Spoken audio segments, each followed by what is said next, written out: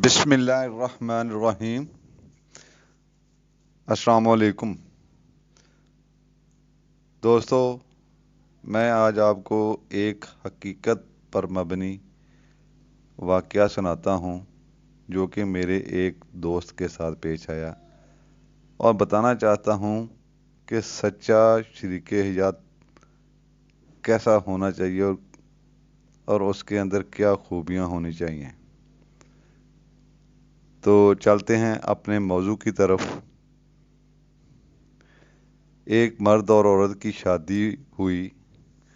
उनकी ज़िंदगी माशाल्लाह खुशियों से भरी हुई थी।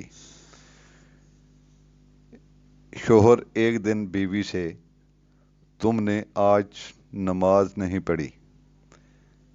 बीवी ने जवाब दिया, मैं थक गई थी इसलिए नहीं पढ़ी, सुबह पढ़ लूँगी। शोहर को ये बात बहुत बुरी लगी, मगर उसने बीवी से कुछ न कहा, खुद नमाज पढ़ी, तलावत की और सो गया। शोहर दूसरे दिन बीवी के उठने से पहले ही नमाज पढ़कर दफ्तर के लिए निकल गया। जब बीवी उठी, शोहर को ना पाकर बहुत परेशान हुई कि इससे पहले कभी ऐसा नहीं हुआ। परेशानी के आलम में शोहर को फ़ोन किया, लेकिन कॉल अटेंड नहीं हुई।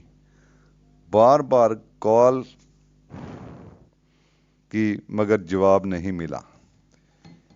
बीवी की परेशानी बढ़ती ही जा रही थी कि कुछ घंटे बाद कॉल की तो शोहर ने अटेंड की।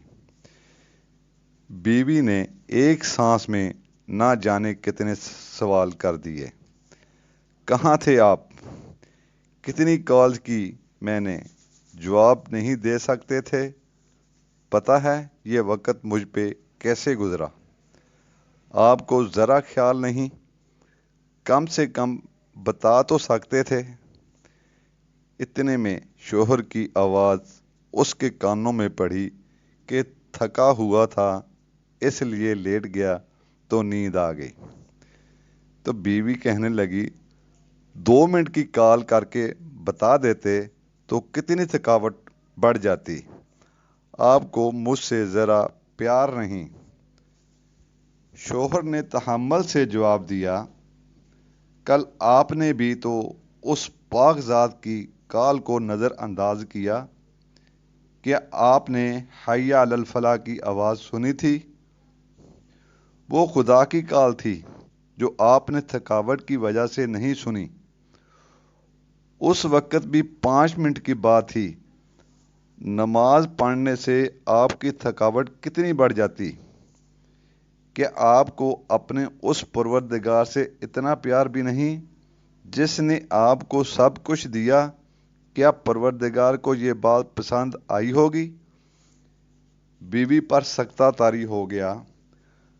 रोते हुए बोली, मुझे माफ़ कर दें, मुझसे गलती हो गई, मैं समझ गई हूँ, मैं सच्चे दिल से इस्तग़फ़ार करती हूँ, मेरे परवरदिगार मुझे माफ़ फरमा।